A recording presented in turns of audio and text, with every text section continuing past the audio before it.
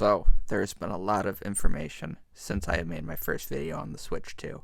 We got the direct reveal of a lot of new information about the Switch 2, and then the 15-minute Mario Kart World mini direct. So let's get right into it. Let's start with Mario Kart World.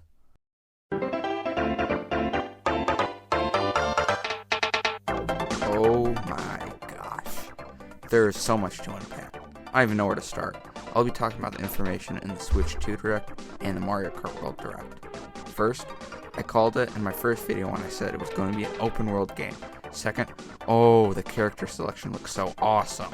We got a cow, a hammer bro, a Goomba. I can't believe it took us this long to get a Goomba in Mario Kart. So many odd choices like the sidestepper from Mario Bros. Arcade game or the snowman from Mario 64, but I'm all in for it. We got the first appearance of the Cataquack since Mario Kart Wii. More characters like the Pianta, the Penguin, and so much more. This amount of characters obviously makes sense. There can be up to 24 players at a time. That's crazy! The new water mechanics look really cool. The idea that you can drive anywhere is also really cool. I'll be interested to see how Lag 2 works with this, if he's even in it. It seems that the retro courses have been redesigned or, as stated, reimagined to fit the open world style. Also, I'm fine that there's no more kart customization. It was cool, but I don't know. It doesn't really seem that necessary for me. It also seems that to unlock Rainbow Road, you have to get all of the trophies in the cup, like in Super Mario Kart. As for new items, we have the coin shell, which reminded me of the shells in New Super Mario Bros. 2, which gave you a bunch of coins. There's an ice flower. It looks like all the mainstays are still here, though. Oh, also, when they went through the drive-thru area, I noticed that there were the binoculars that appear in Mario Odyssey to see surrounding areas. So I wonder how those are going to take part in the game. Battle mode looks similar to Mario Kart 8 Deluxe's, but that was one of the best battle modes in the series, so I'm good with it. I like all the new tricks we have, like the charge jump.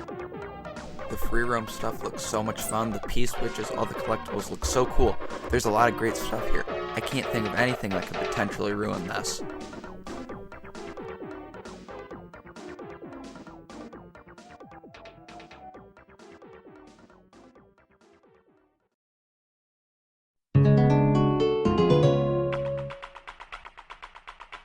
So the first thing we see is the new C button that works around online chat and video stuff, which looks pretty cool.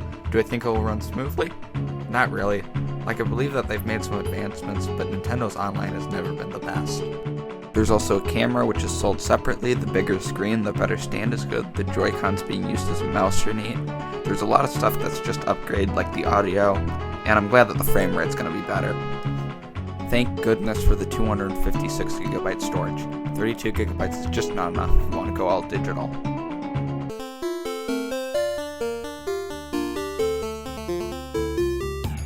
The new Donkey Kong game looks great. It looks like they gave him the Odyssey treatment. The fact that all of the terrain is breakable is so cool.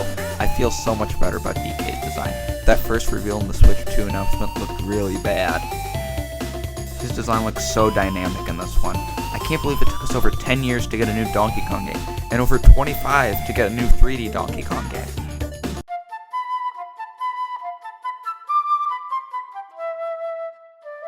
There's some other cool stuff like the upgraded Switch 1 game, some other new games. When they revealed the new Zelda game about the Great Awakening, I got super excited, but then when they said it was a Hyrule Warriors game, I immediately lost all interest. The welcome tour for Switch 2 looks cool, but the fact that you have to pay for it is kinda crazy. I know it's only $10, but it really seems like it should come free with the console. But it looks cool. GameCube games, we finally got GameCube games! I like that they renamed it to Nintendo Classics. I just think it sounds better. I think it's great it'll be at launch, and the games that are launching with it are a really good selection. I feel like since you have to get the higher tier membership for the GameCube games, they should move the N64 games down to the basic tier. Well, if there's nothing else to talk about from the Direct, let's talk about the one thing everyone wanted to know about. The price.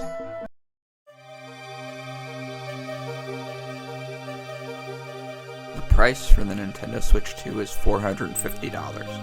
I'm honestly fine with that. I thought it was going to be at least $500, so I'm good with the $450.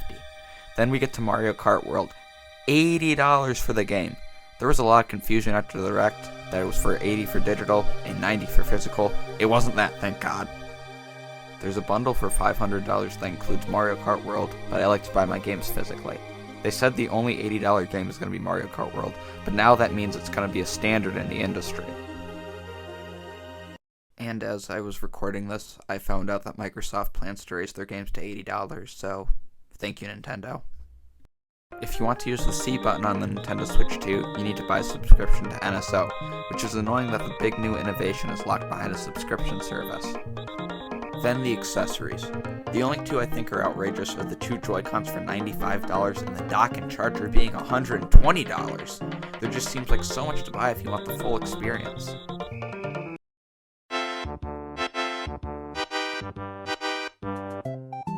In conclusion, I do think that this was a great showcase for the Nintendo Switch 2. The pricing is disappointing, but I'll live with it. Will I buy the Switch 2 when it releases? I don't know. I think we'll get it whenever they release the next 3D Mario game or the next big Zelda game. I think this was a great showcase, and I can't wait to see more of the Switch 2. I'm excited to see what comes next, and thanks for watching.